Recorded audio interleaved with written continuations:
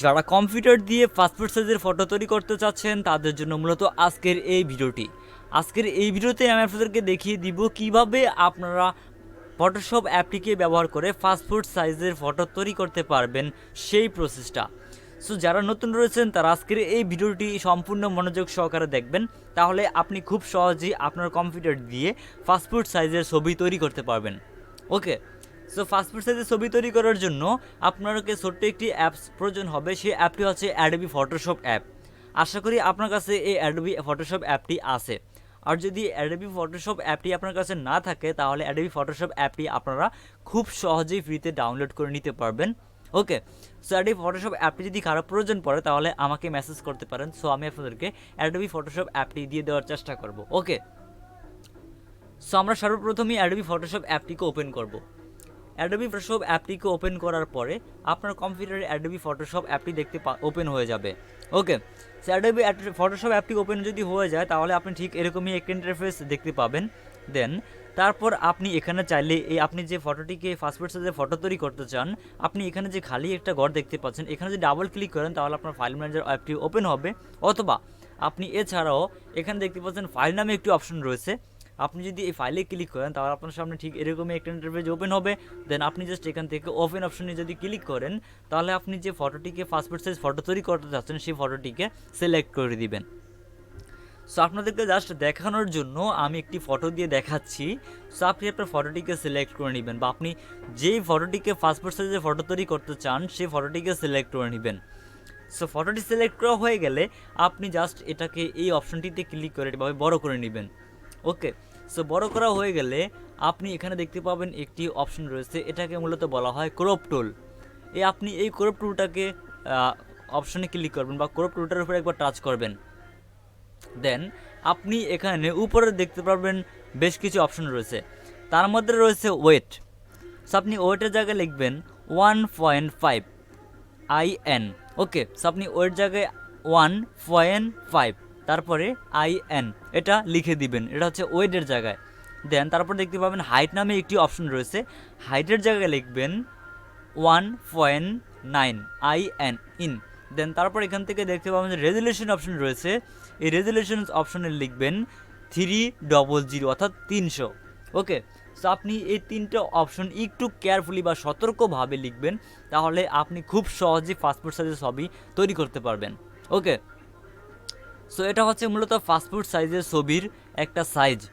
আপনি 1.5 ইন এবং 1.9 ইন এই অথবা রেজুলেশন যে অপশনটা রয়েছে 300, এই তিনটে অপশন আপনি মনে রাখবেন। যখন আপনি পাসপোর্ট সাইজের ছবি তৈরি করতে যাবেন তখন আপনাকে এই ওয়েট এবং হাইটটা লিখে দিতে হবে, তাহলে আপনি খুব সহজে পাসপোর্ট সাইজ ছবি তৈরি করতে পারবেন। ওকে, সো এটা লেখা হয়ে গেলে বা সব কিছু দেওয়া যদি হয়ে যায় সেখানে, তাহলে আপনি জাস্ট এখান থেকে এই ক্রপটা যে ক্রপটা সিলেক্ট করা রয়েছে, আপনি জাস্ট এটাকে এভাবে টেনে নিয়ে আসবেন। টেনে আনার পর আপনার ফটোটা আপনি আপনার হাফ বরাবর রেখে দিবেন। ওকে, সো পাসপোর্ট সাইজ ফটো কিন্তু হাফ রাখতে হয়, এটা আপনারা অনেকেই জানেন। সো আপনি জাস্ট আপনার ফটোটাকে এভাবে সিলেক্ট করে নেবেন। ওকে, সো আপনার ফটোটা যে পজিশনে রয়েছে আপনি পজিশনটাকে সিলেক্ট করে নেবেন। দেন তারপর আপনি জাস্ট এন্টার বাটনে ক্লিক করবেন। এন্টার বাটনে ক্লিক করার পর আপনার ফটোটি আপনি চাইলে মাউসের যে ভলিউম অপশন রয়েছে ভলিউম অপশনের মাধ্যমে এভাবে একটু জুম করে নিতে পারেন। ওকে, সো জুম করে নেওয়ার পর আপনি এটাকে ব্যাকগ্রাউন্ডটাকে রিমুভ করবেন। সো ব্যাকগ্রাউন্ডটাকে রিমুভ করার জন্য সো এখান থেকে আপনারা পেয়ে যাবেন এখানে একটি টুলস রয়েছে, ফ্যান টুলস। এই ফ্যান টুলসের মাধ্যমে চাইলে আপনি ব্যাকগ্রাউন্ডটাকে রিমুভ করতে পারবেন।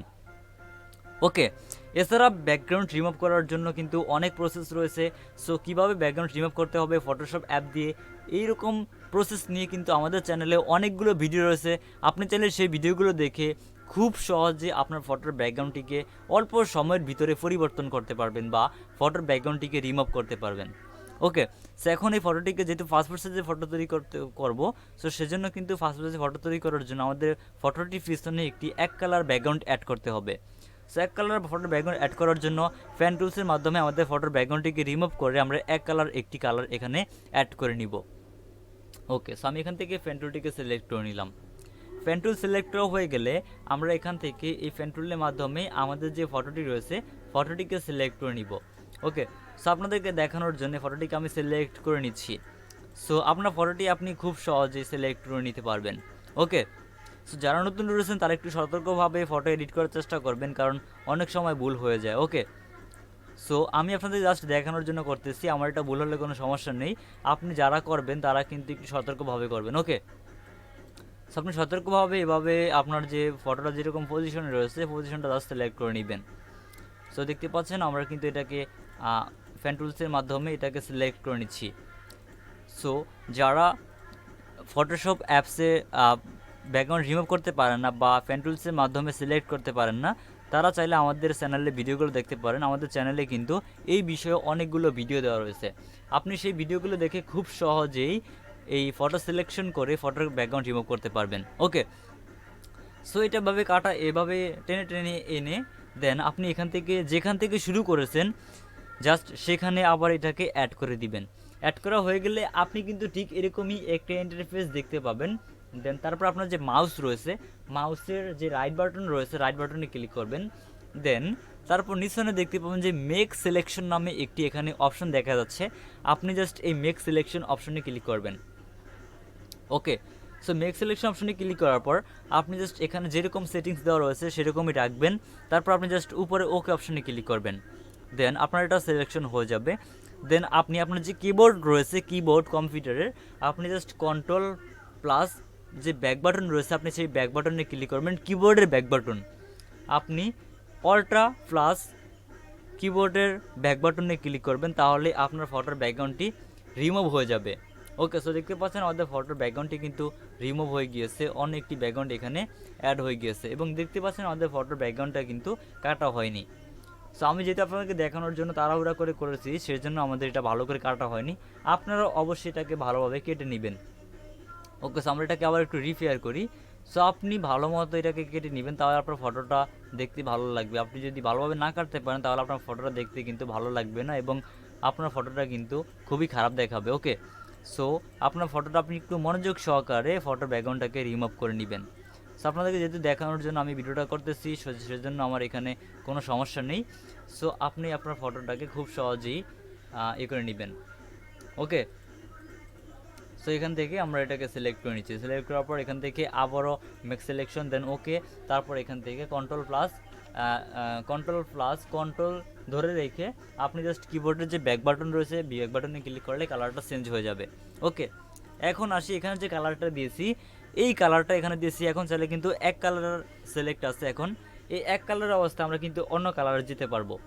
অন্য কালার এখানে অ্যাড করার জন্য আপনি এখানে এই অপশন একটি অপশন দেখতে পাচ্ছেন, এই অপশনে একটা ক্লিক করবেন। তারপর এখান থেকে আপনি কালার দেখতে পাবেন, আপনার কাছে যে কালারটি ভালো লাগে বা আপনি আপনার এই ফটোতে যেই কালারটিকে ব্যবহার করতে চান সেই কালারটি সিলেক্ট করবেন। ওকে, আপনাদের দেখানোর জন্য এই নীল কালারটা সিলেক্ট করলাম, তারপর ওকে বাটনে ক্লিক করে দিলাম। দেন এখন আমাদের এই ফটোর যে ব্যাকগ্রাউন্ডটা রয়েছে ব্যাকগ্রাউন্ডের উপর একবার টাচ করলে আমাদের এই ফটোটা কিন্তু আমাদের এখানে হয়ে যাবে, মানে এটাকে বলা হয় মূলত একটা টুলস। এই টুলসটার মাধ্যমে আপনার এই ফটোটা সিলেক্ট হয়ে যাবে বা ব্যাকগ্রাউন্ডটা সিলেক্ট হয়ে যাবে। তারপর আপনি কিবোর্ডের তারপর আপনার কিবোর্ডের ব্যাক বাটনে ক্লিক করলে এই কালারটা চেঞ্জ হয়ে অন্য কালার চলে আসবে। সো দেখতে পাচ্ছেন আমাদের ফটোর ব্যাকগ্রাউন্ডের কালারটা কিন্তু চেঞ্জ হয়ে গিয়েছে এবং এটা কিন্তু অলরেডি একটা পাসপোর্ট সাইজের ফটো। ওকে, সো আপনার কাছে যদি প্রিন্টার থাকে বা ছবি বের করার মেশিন থাকে তাহলে আপনি এটাকে বের করার জন্য পাসপোর্ট সাইজের আপনি জাস্ট এখান থেকে ফাইলে ক্লিক করবেন, দেন তারপর এখান থেকে নিউতে ক্লিক করবেন, দেন তারপর এখান থেকে A4 সাইজ পেপারটাকে সিলেক্ট করে দিবেন, দেন এখান থেকে ওকেতে ক্লিক করবেন। এখন এখান থেকে এই মুভ টুলসটা সিলেক্ট করে আপনি এখান থেকে এই মুভ টুলটার মাধ্যমে এটাকে এভাবে আপনার পজিশন মতো বসিয়ে নিতে পারেন। এটা হচ্ছে মূলত একটা A4 সাইজ পেপার। আপনি যে A4 সাইজ পেপারটাতে ছবি বের করবেন সেই পেপারটা হচ্ছে মূলত এটা। ওকে, সো আপনি এখান থেকে এভাবে আপনার ছবিগুলোকে অ্যাড করে নেবেন এখান থেকে। এছাড়া চাইলে কিন্তু আপনি একটা কপি থেকে একাধিক কপি করতে পারবেন। সো সেটা করার জন্য আপনি কিবোর্ডের অল্টার যে বাটনটা রয়েছে বাটনটা চেপে ধরে রাখবেন, তারপর আপনার যে মাউস রয়েছে মাউসের যে বাম সাইডের বাটনটা রয়েছে বাটনটা চেপে ধরে এভাবে আপনি এটাকে কপি করতে পারবেন বিভিন্ন, আপনি চাইলে 10 কপি 20 কপি 50 কপি করতে পারবেন। ওকে, সো আবার করার জন্য আবার অল্টারতে ক্লিক করে ধরে রেখে আবার এখান থেকে এটাকে একটু মুভ করে পাশে আনলে দেখতে পাবেন যে আরও এক কপি হয়ে গিয়েছে। ওকে, তারপর আপনি এটাকে একটু অ্যাডজাস্টমেন্ট করে আপনার যে পজিশন রয়েছে পজিশন আকারে রেখে দিবেন, যাতে কোনোটা একটু বাঁকা তেরা না হয়, তাহলে কিন্তু আপনার ফটোটা পেপারটা কাটতে কষ্ট হয়ে যাবে। ওকে, সো আপনি জাস্ট আরও এক কপি করার জন্য এখান থেকে অল্টা চেপে রাখবেন, তারপর এখান থেকে মুভ টুলের মাধ্যমে আবার এখান থেকে এক কপি করে নেবেন। দেন ঠিক সেমভাবে আপনি এখানে কিন্তু ফার্স্ট কপি অ্যাড করতে পারবেন। ওকে, সো ফার্স্ট কপি অ্যাড করার জন্য আপনি এখান থেকে হালকা একটু গ্যাপ রাখবেন, তারপর এখান থেকে আরেকবার চেপে ধরে এখান থেকে আবার নিয়ে আসবেন। ওকে, সো দেখতে পাচ্ছেন আমাদের এখানে কিন্তু 5টা কপি অ্যাড হয়ে গিয়েছে। এখন আমরা চাইলে কিন্তু এই 5টা কপি থেকে মনে করেন যে এখান থেকে নিচনে কয়টা কপি বসবে, 1টা 2টা 3টা 4টা আরও 5টা কপি বসাতে পারবো। অর্থাৎ এখানে যে 5টা কপি অ্যাড করেছি পাশে, এই পাশে 5টা কপি অ্যাড হয়েছে এবং আমরা চাইলে নিচনে কিন্তু আরও 5টা কপি অ্যাড করতে পারবো। অর্থাৎ আরও 5টা কপিতে আমরা চাইলে আরও 5টা 25টা ফটো অ্যাড করতে পারবো। ওকে, সো সেটা করার জন্য কি করতে হবে, আমাদের কিবোর্ড রয়েছে, কিবোর্ডের যে কন্ট্রোল বাটনটা রয়েছে, কন্ট্রোল বাটনটা চেপে ধরবো। কন্ট্রোল বাটনটা চেপে ধরে আমরা এখানে দেখতে পাবো যে আমাদের কিবোর্ডের ই অপশন রয়েছে, কন্ট্রোল বাটন চেপে ধরে ই অপশনে একবার টাচ করব, আরেকবার টাচ করব, আরেকবার টাচ করব, আরেকবার টাচ করব, তাহলে দেখতে পাবেন সবগুলো লেয়ার চলে গেছে। চলে যাওয়ার পর আপনি দেখতে পাবেন যে এখানে ব্যাকগ্রাউন্ড হয়ে গিয়েছে। ব্যাকগ্রাউন্ড হয়ে যাওয়ার পর আপনি আবার এইটাকে আরও কপি করার জন্য অল্টা বাটন চাপ দিবেন। আবার অল্টা বাটন চাপার পর এখান থেকে একটু নিচনে যেন আমরা দেখতে পাবেন যে আপনার ফটোটি আরও ফটো হয়ে গিয়েছে, অর্থাৎ আরও 5টা যোগ হয়ে গিয়েছে। ঠিক সেমভাবে আপনি যদি আরও চান তাহলে আবার অল্টার বাটনে ক্লিক করবেন, অল্টার বাটনে ক্লিক করে আবার যদি নিচনে যাবেন তাহলে দেখতে পাবেন যে আরও কপি হয়ে গিয়েছে। আবার যদি চান তাহলে আবার অল্টার বাটনে ক্লিক করবেন, তাহলে আরও কপি হয়ে যাবে। আপনি যদি চান আরও তৈরি করতে তাহলে সেটা করার জন্য আবার এখান থেকে এরকমভাবে নামাবেন, তাহলে আপনি দেখতে পাবেন যে এখানে কপি হয়ে গিয়েছে। সো দেখতে পাচ্ছেন এখানে 1 2 3 4 5 5 5 25টা ফটো কিন্তু আমরা মাত্র কয়েক সেকেন্ডের ভিতরে এখানে তৈরি করেছি। দেখতে পাচ্ছেন আমাদের ফটোটা কিন্তু এখানে 25টা কপি হয়ে গিয়েছে। এখন আমরা যদি এই ফটোটিকে বের করতে যাই তাহলে আমাদের কিবোর্ড থেকে আমরা সরাসরি Ctrl+P-তে ক্লিক করলে আমাদের সামনে ঠিক এরকমই একটা ইন্টারফেস ওপেন হবে।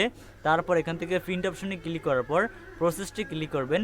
আপনার কাছে যদি অলরেডি একটি প্রিন্টার থাকে তাহলে আপনি প্রিন্টারের এখানে এরকম দেখতে পাবেন। দেন A4 সাইজ ক্লিক করার পর এখান থেকে ওকে বাটনে ক্লিক করলে আপনার প্রিন্টার মেশিনটি অন করলে এই ফটোটি বের হয়ে আসবে। ওকে, সো এইভাবে কিন্তু খুব সহজে আপনার পাসপোর্ট সাইজের ফটো তৈরি করে বের করতে পারবেন। সো ভিউয়ার্স, এই ছিল মূলত আমাদের আজকের এই ভিডিও। আজকের এই ভিডিওটি ভালো লাগলে ভিডিওতে লাইক দিবেন এবং ভিডিওটি যদি বুঝতে কোথাও কোনো সমস্যা হয় তাহলে আমাদেরকে কমেন্ট করে জানাবেন। আর এছাড়া আপনি যদি আমাদের কাছ থেকে টেকনোলজি রিলেটেড কোনো বিষয় বা অন্যান্য বিষয়ে হেল্প পেতে চান তাহলে সরাসরি আমাদের ফেসবুক পেজ এবং ফেসবুক গ্রুপে জয়েন হতে পারেন। ফেসবুক পেজ এবং ফেসবুক গ্রুপ লিঙ্ক আপনারা আমাদের এই ভিডিও ডিসক্রিপশন বক্সে পেয়ে যাবেন। সো আপনারা খুব সহজে আমাদের ফেসবুক পেজ এবং ফেসবুক গ্রুপে জয়েন হয়ে আমাদের সাথে কন্ট্যাক্ট করে আপনার যে কোনো ধরনের সমস্যার সমাধান পাবেন। সো ভিউয়ার্স, আজকের এই ভিডিওটি ফেসবুক পেজ থেকে দেখে থাকলে পেজটিকে অবশ্যই ফলো করবেন এবং ইউটিউব চ্যানেল থেকে দেখে থাকলে ইউটিউব চ্যানেলটিকে সাবস্ক্রাইব করে পাশে আসা বেল বাটনটি বাজিয়ে রাখবেন, তাহলে সবার আগে নতুন ভিডিও নোটিফিকেশন আপনার কাছে চলে যাবে। সো ভিউয়ার্স, দেখা হবে পরবর্তী ভিডিওতে। সে পর্যন্ত সকলেই ভালো থাকবেন, সুস্থ থাকবেন। আল্লাহ হাফেজ।